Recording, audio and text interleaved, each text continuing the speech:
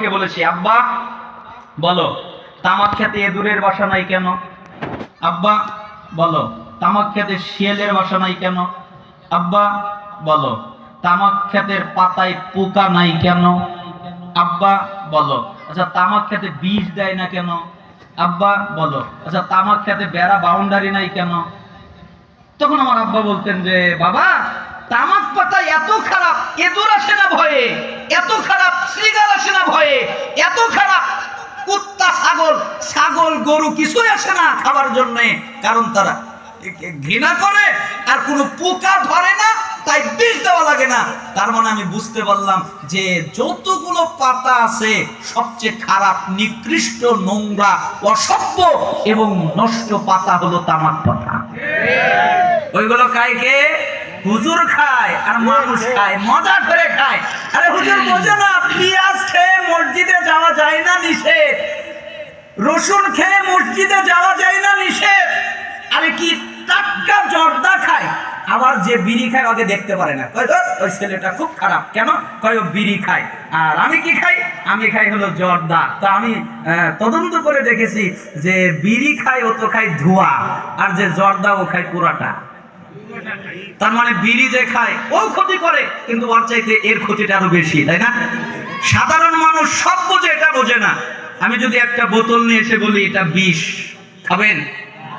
কিন্তু ওই মানুষজন ঠিকই খায়। ওই লেখা আছে ধূমপান বিষ পান, লেখা আছে না? ধূমপানের কারণে স্ট্রোক হয়, ধূমপানের কারণে ক্যান্সার হয়, ধূমপানের কারণে হৃদয় রোগ হয়, ধূমপানের কারণে অন্তরে রোগ হয়, ধূমপানের কারণে আরো অনেক কিছু হয়। আর জর্দা খেলে 42টা রোগ হয়, সবচেয়ে নিচের ছোট্ট রোগ হলো ক্যান্সার। বলেন তো ছোট রোগের নাম কি? ক্যান্সার। বিকলাঙ্গ হতে পারে, সন্তান হতে পারে, তার সমাজে হতে পারে, তার সন্তানদের মধ্যে হতে পারে, বিকলাঙ্গর রোগ হয়ে যেতে পারে। ক্যান্সার এটা স্বাভাবিক রোগ। তার মানে জর্দা এরা খায়। এই জন্যই তো আমি বলতে চাই, ও দাদু আপনি জর্দা খান, আপনি কত কিছু খান, লেখা আছে তাও বোঝেন না, সতর্ক করা হয় তাও বোঝেন না। আল্লাহর ভাষায় বলতে হয়, চক্ষু আছে দেখেও দেখে না ওরা, চক্ষু আছে দেখে না, শুনেও শোনে না, কান আছে শোনে না, বুঝেও বোঝে না, অন্তর আছে বোঝে না। উলাইকা কাল আনআম, এরা চতুষ্পদ জন্তু জানোয়ারের মতো। তার মানে এরা কুত্তা, শ্রীগাল, গরু, ছাগল, ভেড়া, দুম্বা দুম্বির মতো না, না না, বালহুম আদল, এর চেয়ে খারাপ যারা বিড়ি, সিগারেট, গুল, জর্দা, তামাক খায়, তারা ছাগল, তারা কুত্তা, তারা শ্রীগাল, তারা শূকর, যত নিকৃষ্ট প্রাণী আছে সবগুলোর চেয়ে খারাপ। আপনি মুসলমানের বাচ্চা, কেন আপনি এটা খাবেন? আপনার মুখে এটা ওঠে কি করে? আর যেই পুরুষ এটা খায় ওর বউ যে কিভাবে থাকে আল্লাহ জানে, আর যে বউ খায় ওর স্বামী যে কিভাবে থাকে আল্লাহই ভালো জানে। আল্লাহ সুবহানাহু ওয়া তাআলা ধৈর্য ধরে থাকে, তাই না? কি আর করা যাবে? আল্লাহ সুবহানাহু ওয়া তাআলা যেন আমাদেরকে এই মারাত্মক ফিতনা থেকে আল্লাহ তাআলা হেফাজত করেন। আমিন। ওয়া ইয়াকাল মাসিয়া ফাইন্না বিল মাসিয়াতি হাল্লা সাকাতুল্লাহ। 5 আল্লাহর নাফরমানিমূলক কাজ করবা না। যেই কাজে আল্লাহ রেগে যায়, যেই কাজে আল্লাহর রাগ বেড়ে যায়, আল্লাহ যেই কাজ অপছন্দ করে এমন কাজ করবা না। সুদ খাবা না, ঘুষ খাবা না, জিনা করবা না, ব্যভিচার করবা না, অত্যাচার করবা না, নাফরমানি করবা না, নিষাদার দ্রব্য পান করবা না, মিথ্যা বলবা না, গীবত করবা না, চগলখড়ি করবা না। আল্লাহ যা নিষেধ করেছেন এগুলো করবা না। কেন? নিষেধকৃত বিষয় করলে আল্লাহর রাগ বেড়ে যায়, আল্লাহ রেগে যায়। আল্লাহ যদি কার উপরে রেগে যায় তাহলে আল্লাহ তার উপরে অশান্তি নাজিল করেন। সে অশান্ত হয়ে যায়, শান্তিতে থাকতে পারে না, অশান্তির ভিতরে ভোগে। এই জন্য আল্লাহ তাআলা নিষেধ করেছেন, আল্লাহ তাআলা তার নাফরমানি করতে নিষেধ করেছেন। 6 জিহাদের ময়দান থেকে পালাবা না, সবাই যদি মারা যায়। 7 মহামারী কবলিত এলাকা থেকে পালাবা না, সবাই যদি মারা যায়। ওয়া আনফিকা লা ইয়ালিকা মিন তাওলিক, তুমি তোমার পরিবার পরিজনের জন্য ব্যয় করবে, কিপটামি করে তাদের কষ্ট দিবা না। স্ত্রীর যা লাগবে তা দিবে, সন্তানের যা লাগবে তা দিবে, ভাই বোনের যা লাগবে তা দিবে। মানে তোমার অধীনে যারা আছে তাদের যা লাগবে তোমরা তাই দিবে, নাফরমানি করবা না। ওয়ালা তারফা আনহুম আসাকা আদাবা, এবং তুমি তোমার পরিবারের লোককে আদব কায়দা শিক্ষা দেবে, প্রয়োজনে লাঠি ব্যবহার করবে। বলেন তো কি শিক্ষা দিতে হবে? আদব কায়দা। আর আমরা তো ভুলেই গেছি, আমরা অধিকাংশ মানুষ দায়ুস হয়ে আছি, তাই না? মেয়ে কিভাবে চলে ওই চিন্তা আমাদের নাই, বোন কিভাবে চলে ওই চিন্তা আমাদের নাই, স্ত্রী কিভাবে চলে ওই চিন্তা আপনার নাই, আমার নাই। আমাদের গায়রত গেল কোথায়? সাহাবীদের গায়রত দেখবেন। আলী রাদিয়াল্লাহু আনহু তিনি একদিন দাঁড়িয়েছিলেন, একটা লোক এসে তাকে জিজ্ঞেস করলেন, আলী জি আপনার স্ত্রীটা কেমন? তখন আলী রাদিয়াল্লাহু আনহু তরবারি ছিল হাতে, বের করলেন আবার রাখলেন, মানে রাগ উঠেছিল বের করলেন, কন্ট্রোল করলেন, রেখে দিলেন। এরপরে বললেন, তোমাকে যদি হত্যা করা জায়েজ হতো তোমার শরীর থেকে কল্লামে আলাদা করে দিতাম, তোমার সাহস হয় কি করে আমার স্ত্রী কেমন জিজ্ঞেস করা? এটা জিজ্ঞেস করার সাহস হয় কি করে? ইমানদার নয়, মুমিন নয়, একটা মুশরিক, একটা কাফের। একদিন একটা উট জবাই করছে, তখন কিছু লোক তার কাছে আসলেন, এরপরে তাকে বললেন, কি ব্যাপার আপনি উট জবাই করছেন কেন? বিক্রি করলেই তো পারেন। তখন তিনি বললেন, শোনো, এই উটের উপরে আমার মেয়েরা বসেছে, এই উটের উপরে আমার মা বসেছে, এই উটের উপরে আমার কন্যা বসেছে, এই উটের উপরে আমার বোন বসেছে, এই উটের উপরে আমার স্ত্রী বসেছে, কোন পুরুষ বসবে এটা আমি সহ্য করতে পারবো না, তাই আমি উটকে জবাই করে দিচ্ছি। এটা হলো মুশরিকের গায়রত, ইজ্জত, আব্রু। আর আপনার মেয়ে বাজারে যায়, আপনার বোন বাজারে যায়, আপনার স্ত্রী বাজারে যায়, আপনার অনুমতি লাগে না, আপনার প্রয়োজন লাগে না, একাই যায় কেন? তার মানে আপনি যে দায়ুস এটা আপনি প্রমাণ করবেন। আর দায়ুসের জন্য জান্নাত হবে? দায়ুসের জন্য জান্নাত নেই, এজন্য দায়ুস হবেন না। আল্লাহ সুবহানাহু ওয়া তাআলা যেন আমাদেরকে পরিবারকে আদব কায়দা শিক্ষা দেওয়ার তৌফিক দান করেন। সন্তানকে 7 বছর বয়সে সালাতের কথা বলবেন, যদি সালাত আদায় করে 10 বছর পর্যন্ত বলতে থাকবেন, এরপরে যদি না পড়ে পিটিয়ে সালাত আদায় করাবেন, পিটিয়ে সালাত আদায় করাতে হবে, আদব কায়দা শিক্ষা দিতে হবে। ওয়াখিফুম ফিল্লাহ, এবং তাদেরকে আল্লাহর ব্যাপারে ভয় দেখাবে। স্ত্রীকে বলবে আল্লাহকে ভয় করো, স্বামীকে বলবে আল্লাহকে ভয় করো, সন্তানকে বলবে আল্লাহকে ভয় করো, কন্যাকে বলবে আল্লাহকে ভয় করো, বাপ মাকে বলবে আল্লাহকে ভয় করো, ভাই বোনকে বলবে আল্লাহকে ভয় করো। তোমার অধীনে যারা আছে তাদেরকে আল্লাহর ব্যাপারে ভয় দেখাবে। 10টা কথা বললেন। 1, শিরিক করবা না, তোমাকে যদি হত্যা করা হয় আগুনে জ্বালিয়ে দেওয়া হয়। 2, পিতামাতার নাফরমানি করবা না, সবকিছু যদি ছেড়ে দিতে বলে তারা, স্ত্রী তালাকও দিয়ে দিতে বলে তবু। 3, কখনো ইচ্ছা করে ফরজ সালাত ছাড়বা না, কারণ তাতে ইসলাম থাকে না। 4, নিশাদার দ্রব্য পান করবা না, বিড়ি, সিগারেট, গুল, জর্দা, তামাক, ইয়াবা, হেরোইন, ফেনসিডিল এগুলো খাবা না। 5, আল্লাহর নাফরমানিমূলক কাজ করবা না। 6, জিহাদের ময়দান থেকে পালাবা না। 7, মহামারী কবলিত এলাকা থেকে পালাবা না যদি তোমার মৃত্যু হয়। 8, পরিবারের জন্য ব্যয় করবে, কিপটামি করে কষ্ট দিবা না। 9, তাদেরকে আদব কায়দা শিক্ষা দেবে, প্রয়োজনে লাঠি ব্যবহার করবে। 10, তাদেরকে আল্লাহর ব্যাপারে ভয় দেখাবে। মিশকাত 61, মুসনাদ আহমদ 21570। আল্লাহ তাআলা আমাদেরকে এই হাদিসের উপরে আমল করার তৌফিক দান করুন। আপনারা কষ্ট পাচ্ছেন? আরেকটা হাদিস বলে আপনাদের কাছ থেকে আমি বিদায় নিতে চাচ্ছি, বেশি কষ্ট আপনাদের দিব না, এই 27 তারিখেই শেষ করে দিব, ভয় করিয়েন না, এখন আর উঠিয়েন না, দয়া করে, এখন শেষ মুহূর্তে এসে গেছে, আর উঠিয়েন না। কেন? ওই যে হাদিস আমরা পড়েছিলাম, শেষ পর্যন্ত যারা থাকে আল্লাহ তাদের গুনাহ কি করেন? ক্ষমা করেন, এবং গুনাহকে নেকিতে পরিণত করে দেন। এজন্য আপনারা পরিবেশ নষ্ট করবেন না। আমি অল্প সময়ের মধ্যে শেষ করে দিব, সময়ের ব্যবধানে মূল আলোচনা ফুল করতে না পারায় দুঃখিত।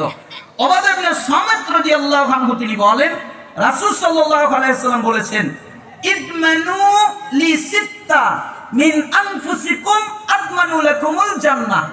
তোমরা তোমাদের কাছ থেকে আমাকে 6টা জিনিস দেবে। কয়টা জিনিস? আর জোরে বলেন কয়টা? 6টা। আমি মুহাম্মদ ওয়াদা করলাম তোমাদের জান্নাতে নিয়ে যাব। সুবহানাল্লাহ। আমরা যদি 6টা দেই, আল্লাহ নবী আমাদের কি দেবেন? তিনি কি মিথ্যা বলেন? তিনি হলেন আল আমিন, বিশ্বস্ত, সত্যবাদী, সত্যবাদীদের সত্যবাদী। তিনি কখনো মিথ্যা বলেন না, অতএব তিনি বলেছেন জান্নাতে নিবেনি।